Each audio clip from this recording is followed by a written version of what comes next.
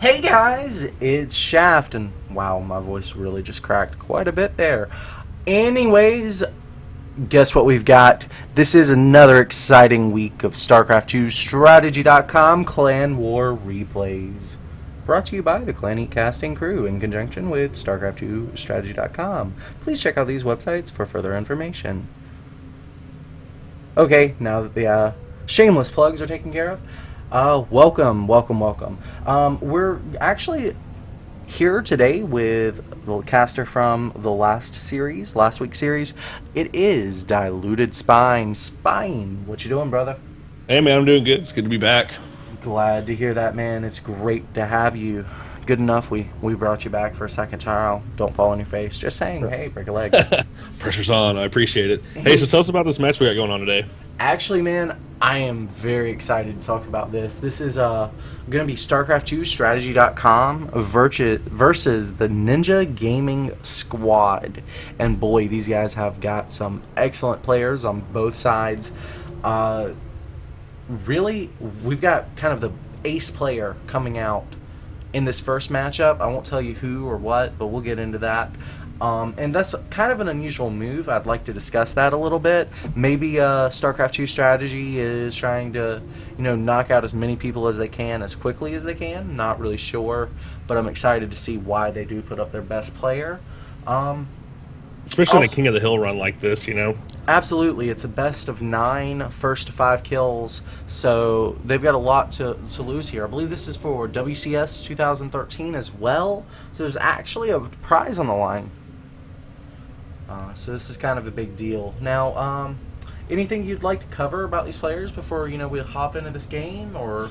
Yeah, so I wanted to point out a couple things. So Volts is actually a guy in his late teens, and pretty impressive little play history. He, in a matter of 3 seasons, worked his way up from Bronze to Masters, which I think is a pretty strong move, so I'm pretty interested to see how he's going to play.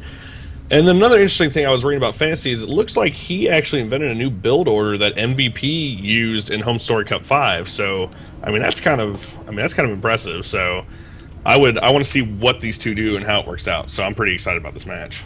Indeed, sir. And in case anyone's wondering why a prepubescent adolescent with amazing red hair just popped up on your screen, well, stop being a dumbass and read the text. It's Volts. Just saying. He's pretty handsome. Ladies, he might be single. So, Well, he went from Bronze to Masters in just 3 seasons. So I actually kind of doubt that he has a girlfriend. No one could play that much StarCraft and have a girlfriend. Just That's saying. pretty true, actually. Alright, so now that that's taken care of, are you ready? Yes, sir. Rumble. Alright, so I guess that leaves really little room for argument here. Let's go ahead in 3, 2, 1, go. Alright, so here on the bottom left-hand side of Cloud Kingdom, we have the pink Terran and the pink panties. It's Fantasy. How sexy. Indeed, Fantasy pink panties. You like how I worked that in there? Yeah. That's pretty clever. Indeed. So, moving on to the red Zergy McFerguson in the top right-hand side of that very same map. It's the Ninja Gaming Squad's prepubescent adolescent, Volts. Alright, man, so this is Cloud Kingdom. You kind of see a lot of macro play in Cloud Kingdom, especially, ZVT. There's not too much aggressions. Terran really like to get out the 3 command center builds, but every now and then you'll see them bunker rush or do a double proxy racks. Actually, it looks like we'll have a quick command center coming out here for fantasy. So yeah, really leaning towards a macro game. What are your thoughts about this, man? Yeah, it looks like both of them are going to be hopefully going for a macro game. You do see this is a really safe map though. Like you can, I mean, well, it's pretty obvious. I mean, we'll see where it goes though. I'm kind of interested. I'm curious. It's too early to tell what's going to happen right now, you know. Yeah, I definitely agree with that. The thing about these command center first builds, though, is they can definitely lead into timings, because you go command center first, you get a really large economic boost early on by doubling your mule production, so it means a lot of Marines.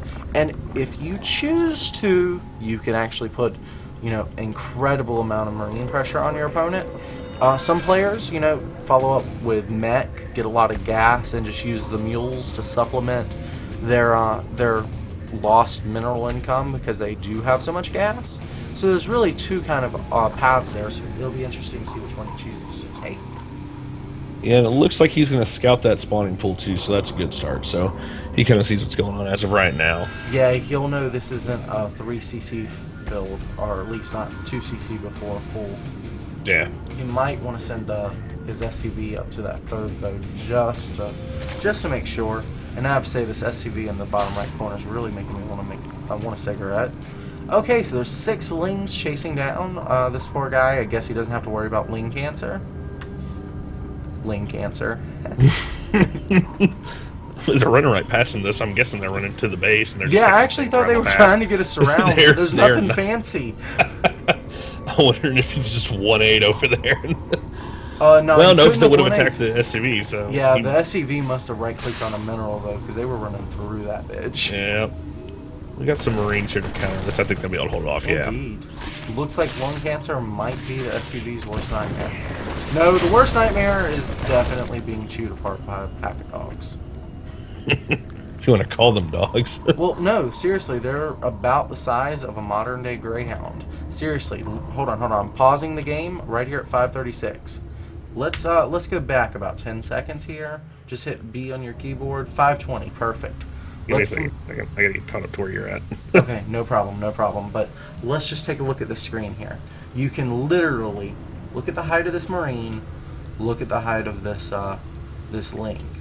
All right, let me see. I'm at 5:20. Tell me that's not about the height of a greyhound for one ling. All right, fair enough. Okay? This is literally a pack of rabid greyhounds chewing you apart and ripping you apart with their claws. And when they get adrenal glands, somebody gave them a stim pack. Okay, fair enough. Okay then, so moving on, let's go in 3, 2, 1, begin.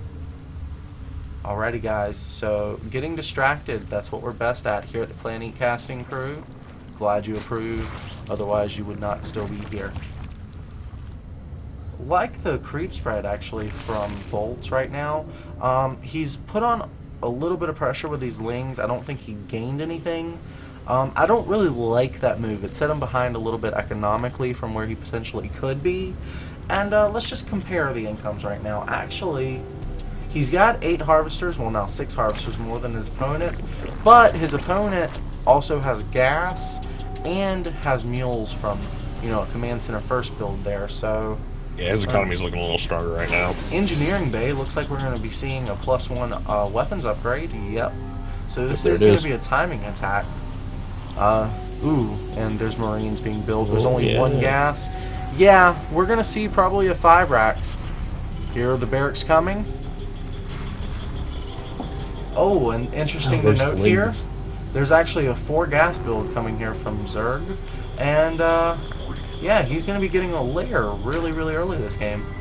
And that Overlord loss kind of is unfortunate because that puts him supply block now, so... Indeed, sir, indeed, but the Marines have been shown now, so it almost might even be worth it, you know, if you really think about it, because, well, losing that Overlord, yeah, you know, it supply blocks him, but having this many Marines means you've got a lot of barracks right now, so he's kind of shown his hand. Yeah, I'm really surprised that, you know, Volts is still making drones. That actually very, very, very, very much makes me fear for him. He is getting upgrades, though. I'm wondering if he has his mind set on something that he wants to do with this match. It's probably where he's going with it. I'm not sure what it is still. But still, he is only just now halfway through link speed. He has 4 frickin' gas and is only halfway through link speed. This many lings, enough to deal with, you know, this many Marines at least. Enough lings to deal with this many Marines without ling speed. Can you imagine the economic cost here? Even if he survives this, he's going to be behind. All it takes is a little bit of finesse here by Fantasy. Seriously. Lings. Yeah. Marines. Here we go. Lings. Marines. He's taking SCVs with him. I wonder if he's going to throw down... Maybe he's going to throw down bunkers. Oh, no, he went back. Yeah, I think he's just biding his time. I mean, well, now he's bringing a lot of SUVs. This just became real. And we got Overseer on the way right now, and we're getting +1/+1 as well from the Zerg. So one thing I do want to note, though, ling speed has finished, and there is some insane creep spread here. Ah, that was a good little... He snuck a changeling into that army, and it's just speeding along there with him, so he hasn't noticed it yet, so that's cute. Indeed, sir. Mutalisk's about to be available here for our Zerg, and he's going to get a nice little surround. Good job splitting his lings. However, there's not very much surface area on the Marines, and they do chew through that pack of lings. Pulling the queens now. Going back to our reference of Greyhounds, though, just imagine shooting a Greyhound with an AR-15. That would be satisfying. I like dogs. I'm a dog person. Yeah, I really like a little dog meat with my kimchi.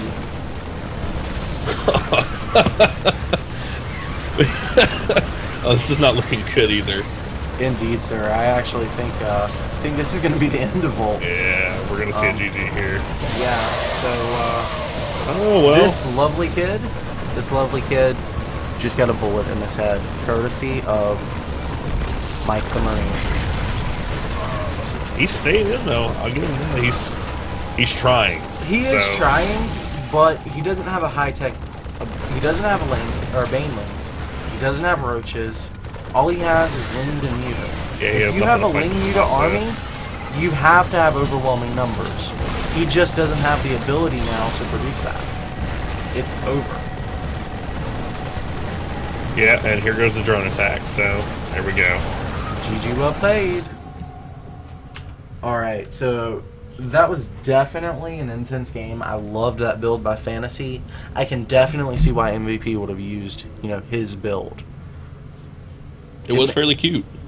It worked really well too. I wonder if this is the same build. Honestly, I didn't see that game. No, so. I didn't see what it was actually like. They called it the Fantasy build, but I don't know if that's the same one because I didn't find the description for what he actually did. I got you. So oh well, man. You live and you learn. And hell, if anyone looks that up, please tweet that to me. My information's right there at the bottom of the screen on Twitter. Ask your girl. Yep, I did it. Anyways, we're going to move on into game number 4.